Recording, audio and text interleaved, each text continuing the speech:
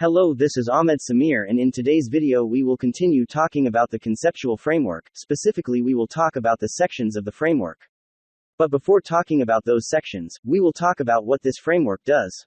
Frame handles. 1. The objective of the financial report for general purposes. 2. Qualitative characteristics of useful financial information. 3. Financial statements and the reporting entity, issued in 2018. 4. Elements of financial statements. 1. Recognition. 2. Derecognition. 3. Measurement. 4. Presentation. 5. Disclosure. 5. Concepts of capital and capital maintenance.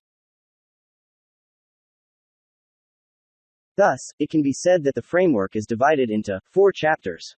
Chapter 1, the objective of financial reporting, which can be referred to as the first level. Chapter 2, qualitative characteristics of useful financial information, which can be referred to as the second level. Chapter 3, financial statements and the reporting entity, which can be referred to as the third level.